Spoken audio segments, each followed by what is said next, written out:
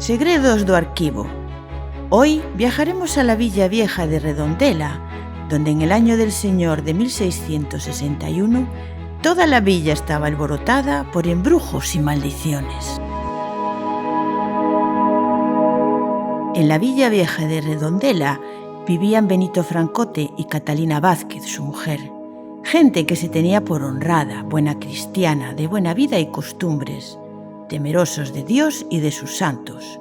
Tenían un hijo sacerdote y fama de quietos y apartados de hacer mal a ninguna persona.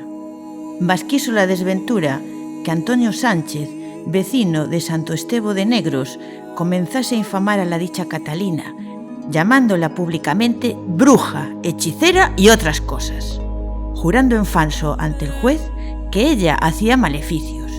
Y por tales dichos fue Catalina presa y metida en la cárcel de Redondela, con cadenas. Su marido clamó justicia, diciendo que era injuriada sin causa y que Antonio era hombre que andaba de casa en casa curando con palabras, diciendo a los enfermos que estaban hechizados y señalando a personas de buena fama para destruirlas con su malicia. Dícese que Antonio se presentó en casa del capitán Andrés Romero, enfermo de gran gravedad, y afirmó que su dolencia venía de un hechizo que Catalina le hiciera el año atrás. Mandaron buscarla, y puesta delante del enfermo y de otras personas, Antonio sostuvo que su nieta la había visto poner un poco de manteca encima de una viga, y que él, temeroso de su poder maléfico, la arrojó al fuego. Catalina lo negó. Mas no quedó ahí la cosa. Antonio afirmó conocer a los hechizados por una penca negra debajo del ojo derecho y que bendecía con palabras de Dios, del ángel de la guarda y del Espíritu Santo para curar hechizos, aires, corrimientos y odropía. Dijo que tal virtud le vino de su padre difunto y de un abad ya muerto, y que no tenía libro ni instrumento alguno. Catalina, ante semejantes embustes, comenzó a alterarse y le gritó a Antonio que estaba con un pie en la sepultura y que se lo habían de llevar los diablos. Pero Antonio no se acobardó, se rió en su cara y amenazó con denunciarla a la Santa Inquisición. ¿Cómo?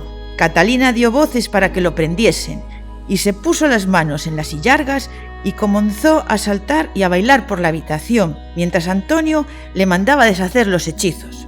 Y Catalina le gritaba: «Calla, home do demo, non digas nada, que si se sabe me queimarán no medio deste campo». Y siguió paseándose muy alterada, con las manos en las sillargas, pidiendo un cuchillo para matarse. Furiosa y echando espumarajos por la boca, se giró en su furia hacia Antonio y le llamó traidor, y que si tuviera una daga le había de dar con ella por levantar aquel falso testimonio contra ella. Y empezó a pasear y a triscar con los dedos de las manos por la dicha casa, levantando un pie, cantando y diciendo que andaba vendada como un buey en la feria.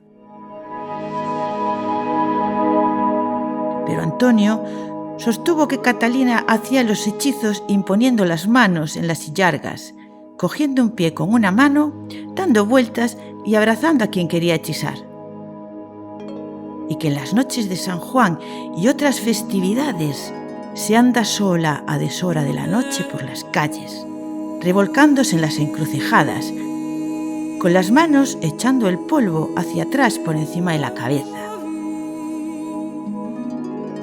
metiéndose en partes hediondas y donde hay ortigas, tendiéndose entre ellas.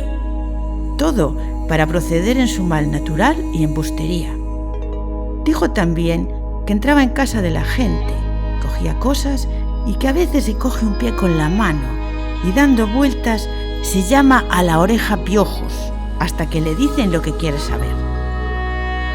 Tras tales declaraciones, el juez mandó que Antonio fuese preso y que le echasen una vara de grillos en los pies con una cadena de hierro, sin poder salir sin orden expresa.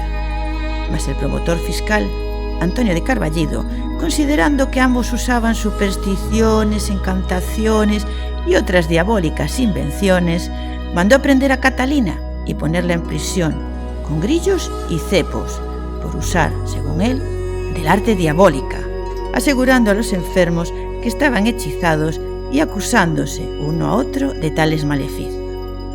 El abogado de Catalina pidió a la Real Audiencia que se la liberase y se le devolviesen los bienes embargados, y la Real Audiencia aceptó su libertad si daba las fianzas adecuadas. Y así queda esta causa de hechicerías, embustes y pública infamia, donde unos se dicen buenos cristianos y otros embusteros, y en medio de todo, manteca en vigas, grillos en los pies y danzas en la sala del capitán. Este documento pertenece al fondo de la Real Audiencia de Galicia, pero no es el único custodiado en este archivo. En la descripción del vídeo les dejamos los enlaces a otros documentos similares, descritos y con imágenes, que podrán ustedes leer y descargar de nuestro catálogo digital Galiciana.